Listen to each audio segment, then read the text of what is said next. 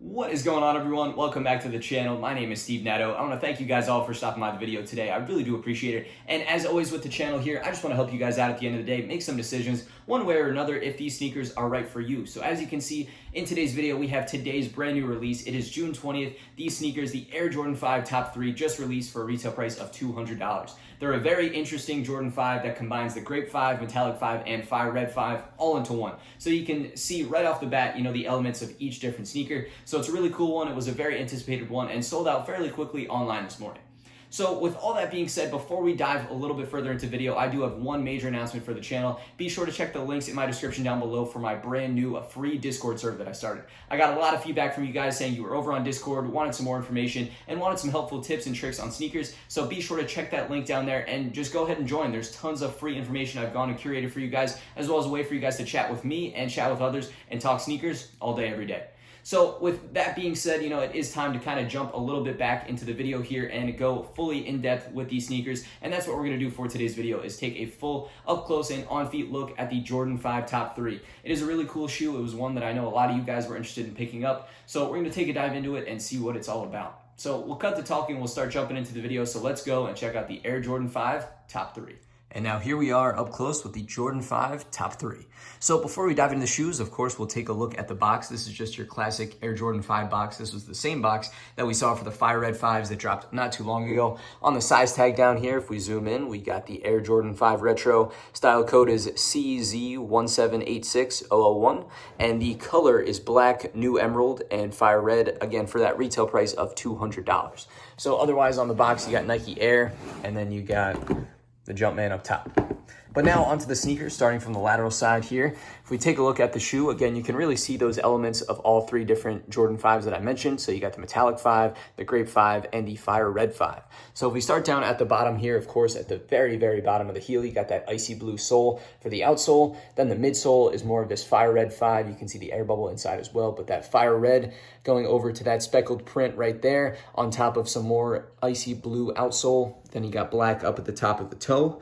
Then for the upper, it's meant to be that black Metallic 5, and you got the black running all across the entire upper. It is in this nubuck material that, to be honest, is really not that good. It's kind of like a lower quality nubuck. They use it on other Jordans. I was not expecting it on this pair right here, but a little disappointed to see that that's what they used. It's just, it feels a little cheap. I don't know how else to explain it, but they definitely use better materials on other Jordans, and this one comes off a little cheap.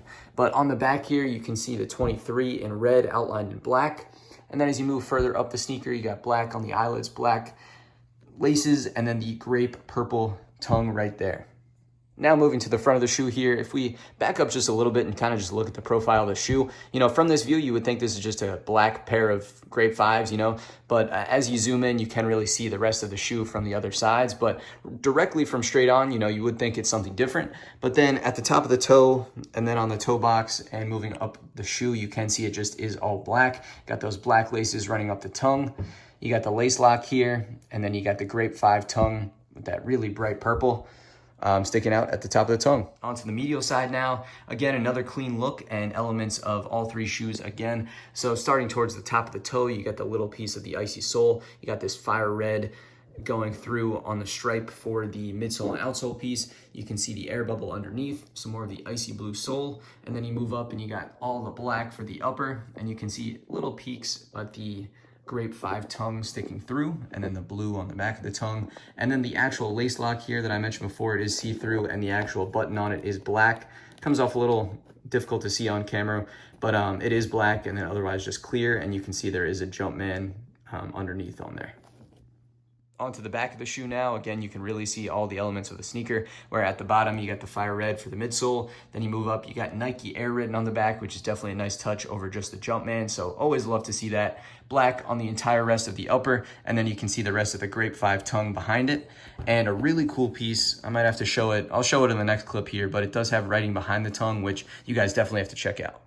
Next up, moving overhead, I have turned the flash on and gotten the shoes loosened up so we can take a peek inside. So in terms of the flash, there is no 3M reflective material on this shoe, so one thing to keep in mind. But then as we move inside the sneaker, if we take a look at the inner liner and the insole first, it is all black on the inside and for that insole right there, but then you have Nike Air printed on top. It's the same for both sneakers. But then on the back of the tongue is what I really wanted to show you here. So this patch is a little bit different, and you see it's got the name of all three shoes written there, and it's upside down, but fire red, metallic, and grape.